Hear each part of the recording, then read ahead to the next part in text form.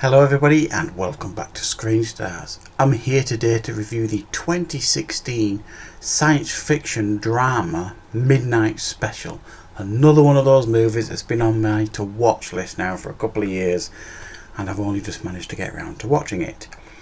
I remember seeing the trailers at the time of this being released and I thought it looked really interesting. And this has got an impressive cast going for it. We have Michael Shannon as Roy, Joel Edgerton as Lucas, Kirsten Dunst as Sarah, Adam Driver as Sevier, I believe his name is, and we have the young actor who was in the It film last year who played Bill. He plays Alton, who is Michael Shannon and Kirsten Dunst's son. Now, this film essentially focuses on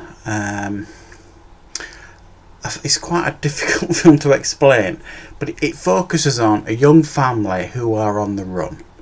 We have Michael Shannon and his son Alton, and Joel Edgerton, who has agreed to help. Basically, and they are fleeing like the FBI and this cult that was at a ranch where they were based. And the reason why they're fleeing is Michael Shannon has a very gifted son who has these kind of powers. Basically, he has these powers. The people at the ranch, or the cult, they saw him as their saviour, if you like. And the FBI basically see him as some kind of weapon.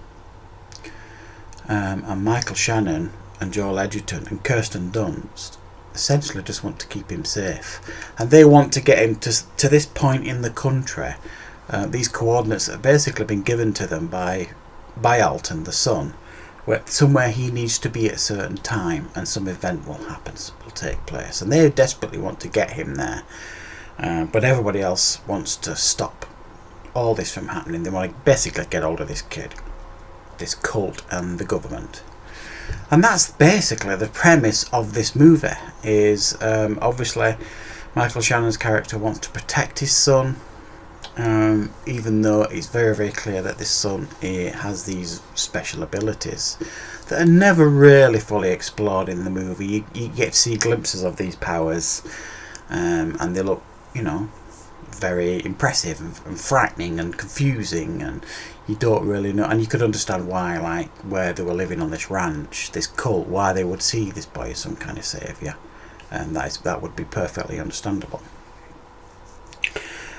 So they want to keep him safe, and everybody else wants to capture him. Now, the first 30 minutes of this movie, I didn't really know what to make of it. I didn't really feel like it was for me. It was pretty slow start. It was fairly confusing. It didn't explain things particularly well. You didn't know what was happening. You just kind of knew something was happening. You knew something was wrong with this boy. You knew that these people were chasing him. You didn't really understand why. It didn't explain itself particularly well. And I thought initially that was a weakness of the film, but it actually doesn't turn out that way. This is one of those films that almost like beds you in, or beds itself in, and then it lays everything down. And if you're patient with this movie, you get the answers that you want, basically. And I'm glad I persevered, because I must admit, after the first 30 minutes, I'm kind of thinking, I don't think I'm going to enjoy this movie. And then I did. I really started enjoying it after that. So I'm really glad I persevered. And sometimes you can really be rewarded with movies like that. Now, sometimes what you get with a movie like this is it's poorly paced, or it doesn't explain itself particularly well, and that never picks up. So you end up really disappointed by the end of the film. And I didn't feel like with this film. I think we got a climax and conclusion to this film that was wholly satisfying, certainly for me. And I really enjoyed the rest of the movie. This film actually reminded me in some ways of Close Encounters, and that's not to say that there are aliens in this movie. There is something in this movie. It never really fully explains it, but it'd be difficult to classify it as aliens, if you like.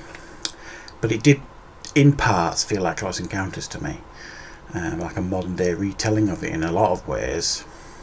It was filmed beautifully, really well directed. The performances are absolutely top notch throughout. I don't think Michael Shannon's capable of a poor performance. Joel Edgerton is absolutely fine in the movie. Kirsten Dunst is very, very good in the movie. Adam Driver again is very, very good in the movie. And this, my understanding is, while he was filming this, it's when he got the news that he was going to be in the new Star Wars film. And there's a couple of scenes in this film that are a geek's joy, really, an absolute joy to a geek, you know. He has some scenes with Joel Edgerton, and he even says a red saber at one point. So there are some geeky nods in this movie, and I think you'll pick them up if you understand the references. There's a couple of Superman references in here, which, you know, I thought was nice. And overall, a really interesting film in a lot of ways. The effects were fantastic at times, really, really good. And one of those films that when it finishes, you know, you kind of think it makes you think about the movie and what it is you just watched, and you know, and yes, for me, a satisfying film, interesting film. I can see how somebody would watch this and it maybe not click home with them. You could argue, well, it does have some pacing issues. The first 30 minutes I thought were not poor, I think that's the wrong word. I think like I say, if you're patient when you're watching it, you finally it all makes sense.